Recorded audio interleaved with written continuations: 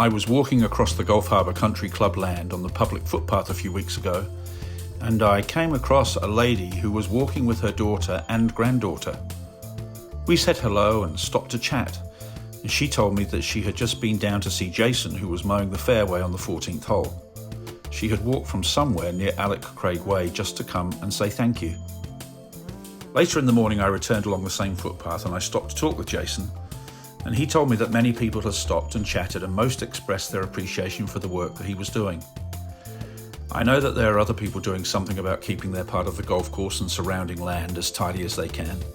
I walked along the second hole and could see that someone must have spent several hours putting in the energy and effort to yield that groomed result. All of us are grateful for those people who are able to get outside and help to keep some semblance of normality during this frustrating chapter in our community. Some of you might remember the video that our YouTube channel carried about 3 months ago. It was the one where we introduced Jason, who decided that rather than be a keyboard warrior, he would just go and buy a mower from Mitre 10 and get out there and do something about the grass that was growing on the fairway outside his house. Once he got that fairway under control, he went around most of the course and cut the grass on the edges of the path so that people could walk with their families and not get sticky bits of grass all over them. And then, once he had done that, he mowed the piece of grass in front of the driving range, and then, once he had done that, he started mowing other fairways. Last time I spoke with him, he had racked up around 180 hours of mowing. That is around the equivalent of almost a full month of 8-hour days of working, sitting on a mower, going up and down and sometimes around and around. It's a lot, all on a mower that Mitre 10 advertises as being suitable for medium-sized lawns. A few weeks ago, while out and about one weekend, someone came up to Jason and said hello. This person knew who Jason was because he had seen that video. They talked for a while and Jason put that person in touch with us here at KWGS. We talked some more, and the offer was made to help Jason dramatically expand the capacity of what he was able to do. KWGS then introduced Jason to Graham and then to Trevor. Gary had already been helping Jason, and so he became part of this team too, and together they set to work to see what they thought they could do with this additional capacity. To be clear, Jason's mower, for medium-sized lawns, has a cutting deck size of 36 inches. You can see him here going up and down the edge of one of the fairways of the golf course. And here is Jason on the new mower. This one is a John Deere mower and has a cutting deck size of 72 inches, double the size. The team worked out that if they could get some help to clear the rubbish out of the rough and on some of the fairways, then they could cut the grass on the whole course. It would be a big effort, but on paper at least it seemed possible, but they needed more help. Later in this video we will talk about what help they need. KWGS believe that our wonderful community of people will be able to invest enough time to help make this a reality. But while they were working through all of this, another person contacted KWGS. Ash is the CEO of Gatman Mowers in Silverdale. He had met Jason before and kindly donated some parts for the red mower, which was going through drive belts quicker than Mitre 10 could cover them in the warranty. Fair enough. Jason was putting this machine through its paces.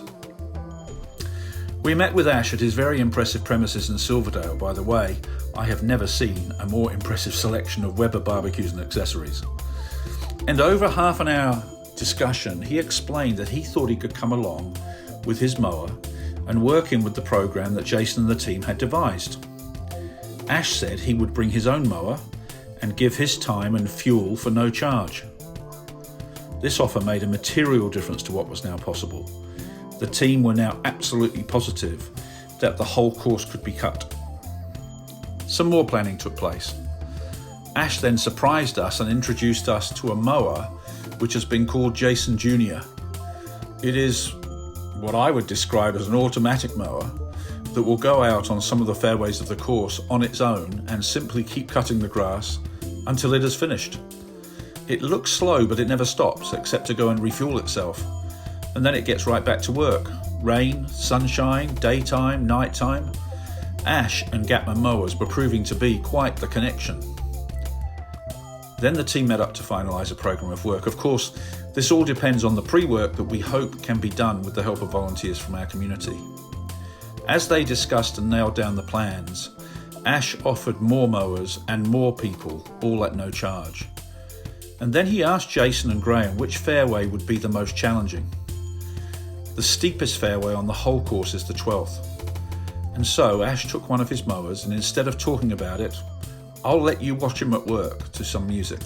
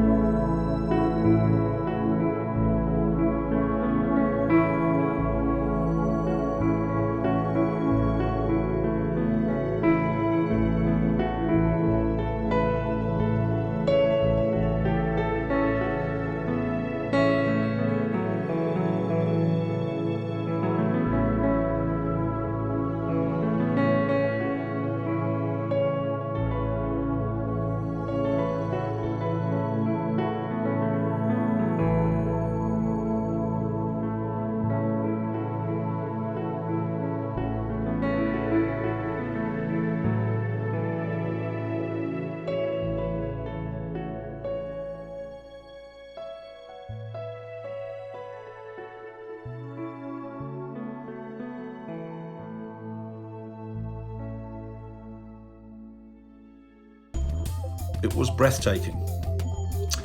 And so a plan has been formed. And in our role as connector and communicator and fundraiser, KWGS are delighted to announce that the community team led by Jason and Graham will be able to mow the entire 18 fairways of the country club. What is more, so long as the money can be found to continue to support the fueling and maintenance of the equipment, they believe that they can continue to mow the entire golf course every 3 or 4 weeks. It is likely that after the initial very demanding mow, the subsequent mows will be undertaken on 2 half days every week. The team believe that they can maintain this all through the summer. But we need the help of our community. It does not take much walking around the country club to see how much the grass has grown, including the pest plants and weeds, and how much debris has found its way into so many places. We do not want to be in the position where a mower blade smashes bottles and leaves glass in the grass. We also do not want to break a mower and threaten the whole operation. In addition, if we are all prepared to get out onto the golf course and clean it up, there is the opportunity to deal with some other issues. The number of doggy poop bags is quite a health hazard, and so we could also clear these up. In addition, there are many weeds and pest plants which are really gaining a foothold. These plants are vociferous cedars and are already spreading into our gardens around the course, and they create real health hazards for many people. We have reached out to Restore Hibiscus and Bays, and Deborah Colson will help us with her knowledge and will also bring tools that we can all use to begin a program of restoration. We have earmarked 4 half days for this work, November the 2nd, 3rd, 9th and 10th. The work will involve anything from simply walking through rough and picking up rubbish and putting it into a black sack, through to walking alongside the pathways with a strimmer and cutting back the grass. I hope some people will come in appropriate hazmat suits and help out with the doggy poop bags. If you would like to put your hat in the ring and support this effort, then please register here. We will then reach out to you and we will give you a link to a YouTube live stream video. This is where we will lay out the work we need to do and communicate the logistics of it all. Hopefully we can finish each half day around a barbecue on some area of the course and maybe make some new friends who share in a desire to make this green space great again. We will wait 1 week from now before we send out that communication so that we know how many people we can expect on which day. It may be that the dates are not a good choice, and we can refine that once we know who is ready to come and help and what days work out best. The other obvious area that we will need help in is in paying for fuel and maintenance for the machines that we will be using. To give you an idea, we expect that it will cost around $150 to fuel one machine for 1 full day. It is possible that this will reduce once we have the fairways down to a more normal level, but the initial 2 weeks or so of intense mowing will result in a higher fuel consumption. We want to make it easy to donate, so we have set up a QR code. Here it is displayed on the screen now. If you have a phone nearby, then select the camera and focus in on this code. A yellow button will appear at the bottom of your camera picture. If you press this, then you will get through a screen which looks like this. This screen is pre-populated with the KWGS bank account number. You can then go ahead and pay either with a credit card or with Apple Pay or with Google Pay. One important thing we do want to communicate is that we will not confuse donations for the main KWGS fund with donations for mowing. We have the tools in place to specifically monitor what has been donated through this code, and we will not use any of the money that has been donated to help us with the legal costs of KWGS for anything other than what we committed. This mowing campaign, which we have called 3 Men Went To Mow, will be managed very precisely and carefully as something very distinct and different. One other important note on QR codes is that there have been some issues with scammers placing stickers over the top of the original QR code. This is obviously not an issue for the code when displayed on a screen, such as a YouTube video or the KWGS website, but it is something that you should check before scanning from something that could have a sticker put over the original code. For this reason, the posters that we have placed at Cherry's Cafe, the food market and the liquor store are all laminated so that it will be obvious if they have been tampered with. If you see a sticker stuck on top of the QR code, then please do not try to scan it. Finally, we will be transparent in reporting on progress. In the first 2 weeks of the programme and during the volunteer days, we will video the work. We will also report back to you on how the 3 Men Went To Mow fundraising campaign is going. We hope it will be helpful for you to see how we are progressing. And as we move back to something that feels more normal, we hope that it will give all of us a lift as we come into our summer.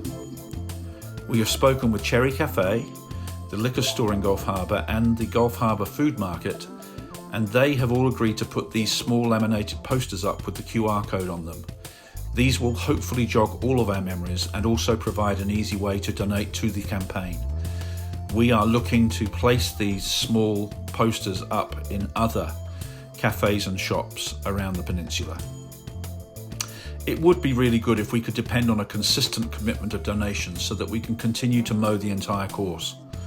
As most of us have experienced, sometimes the early phases of a new initiative attract good support, but a few weeks in and resources dwindle. In our case, that will be very visible, and we would really hope that we can use the new mowing capacity to maintain a well-groomed country club. Of course, this is not going to be comparable to the amazing conditioning that the greenkeeping team were able to sustain over many years. Jason and the team will be the first to say that they are just doing the best that they can. Ash is obviously a professional, and his help at the beginning is going to be so helpful, but the team will do the best it can with what it has. This morning, the team were putting the new mower through its paces, and I got a chance to speak with them. Machine is going to give me more capacity, it's going to go faster, and I've got a new team behind me. So Jason, does that mean that your red mower is going into retirement? Oh no, I've got big plans for this.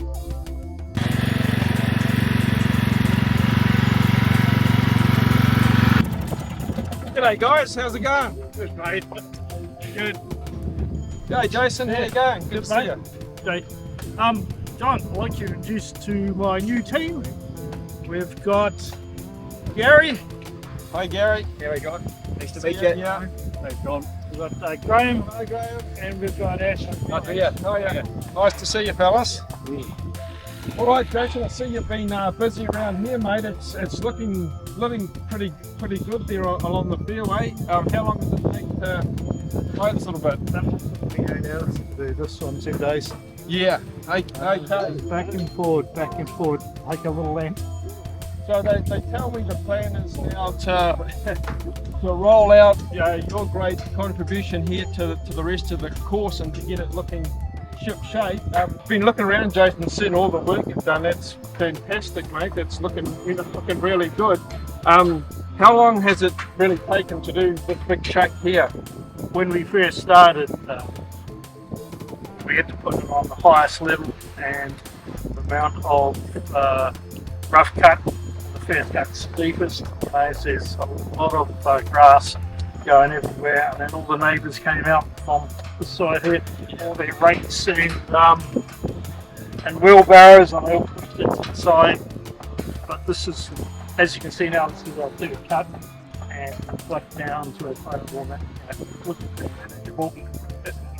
But it is going to take a lot of time, but we'll get there at the end. Yeah, I know. I mean, it's looking really good. Obviously, you know, we're dealing with, you know, well over a year of neglect now. We've got a massive, huge, big course to do.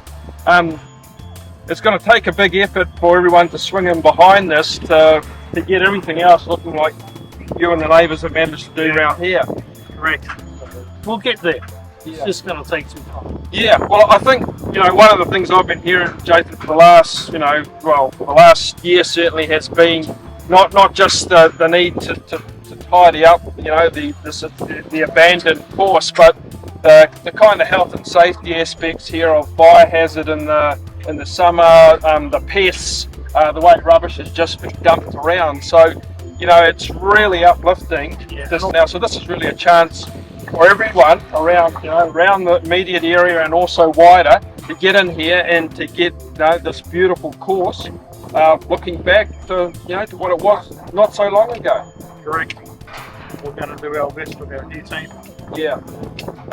So as I understand it, you know, we're going to put it. The group's going to put out a bit of a call to everyone to, you know, many hands make light work, because I think one of the things that has to happen apparently is, in order for our wonderful fleet to function, is that we have to clear away debris and cans and stuff that might stuff up the mowers. So that's going to be an important part of the day.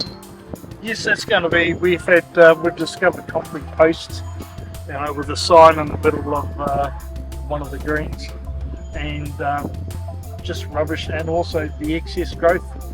It's quite heavy in some places. Yeah. So we've got the fairways, and then we've got the rough. So we've got a kind of different plan for both. I mean, the fairways look great. You could just about be playing now, but we're going to have a shot at that the rough too, because that'll certainly tidy that up a bit. Some of the parts that people will have seen. My poor old machine doesn't handle the rough that well compared to our new acquisition.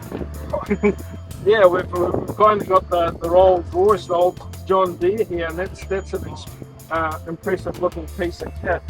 So the other thing that occurs, I mean, you've been a shining light here and leading the way. The people around Gulf Harbour, Army Bay, I mean, in fact, right out to Little Manly, are really united behind the cause of, keep Wangapara green spaces. So I guess, you know, this is a really practical way that people can pitch in, can make the whole area safer, and to really get, you know, the course back to that kind of that kind of premier sort of scenic wonderland it was for everyone, not just golf course players. Yeah, I quite enjoy just looking out the window and seeing all the bird life, you know, all the tuis, all these big tails will be coming out in another month, and all the bird life is just absolutely. Yeah, I think, you know, one of the things that came through in the meetings was it just wasn't the golfers. There's people who don't play golf who really appreciated this kind of, you know, beautiful open space in the middle of our community, and this is really a chance to get it back looking, you know, a bit like it was before, so everyone can enjoy it, and you know, we don't just let it plummet further into neglect, which no one wants. Yeah. All right, I think, you know, folks, this is a really a wonderful opportunity for the community to come together here. We've been through a rough patch over the last 12 months with the arson, the two arson, with the way the course has just been left to, you know, wolf and abandonment. But there's a real chance, I think, now for everyone to come together to get the course back to, you know, nearly to what it was before, and to really send out a signal that we value this open space. It's what brought a lot of people to live around this area, but it also benefits the wider area too. Everyone knows this golf course has been a defining part of living out the eastern end of Wangapara Peninsula, people like Jason are stepping up. There's people in right across the community here who are swinging in behind. So let's get everyone together. Let's get this beautiful course back to what it was and for us all to enjoy. So Gary, the last time I was out on this fairway, you were out clearing away the grass with wheelbarrows and pitchforks. That's right, yeah. We're here just to trying to get it all the grass away to make life easier for Jason here to mow it. How long have you been doing this for? Well, I've clocked up 170 hours on the Red Beast at the moment. Okay. So you're going to get promoted from the wheelbarrow to a mower now, Gary? That's for sure, yeah. You looking forward to that? I'm really looking forward to that. Okay. So we start on Monday, hey? Yeah. Just like Monday, D-Day. Hi, I'm Graham, and I shifted out here 9 years ago, living on the golf course, playing golf and everything. So devastated when this was closed down, and then every day I see the grass growing and growing, and then I met Jason, who had taken the initiative and started on the 11th hole. So we've been working collectively to try and put something together, and so it's good to see that that's happened. From my point of view, from today on, we are looking forward to tidying the course up. Okay, so here we had Jason come through work one day, introduced himself as a gentleman who was looking after the golf course and trying to get it back underway. So we helped him out with getting him about, and then reached out to the team at KWGS and offered our assistance. We've got machines that can then make light work of what they need to be done, and we're willing to help out as much as we can. We've got a robot mower to come and help out, we've got a couple of riders, we get a couple of guys and some hand power products as well to get the edges done. So, in summary, we have the opportunity to regularly mow every single fairway green and tee box. But we need your help. We need your help for what we think will be no more than 3 or 4 half days to prepare the fairways for mowing. We also need some financial support, which we will facilitate through a QR code and the 3 Men Went To Mow campaign to make it as easy as possible. Lots of small donations will make a big difference. We will not be able to keep mowing unless we receive these donations. The time to actually do the mowing is being given free of charge by our mowing triad of Jason, Graham and Gary, and of course Ash and the team from Gatman Mowers. Let's get the green space back to something close to how we know it can be. We can all play our part.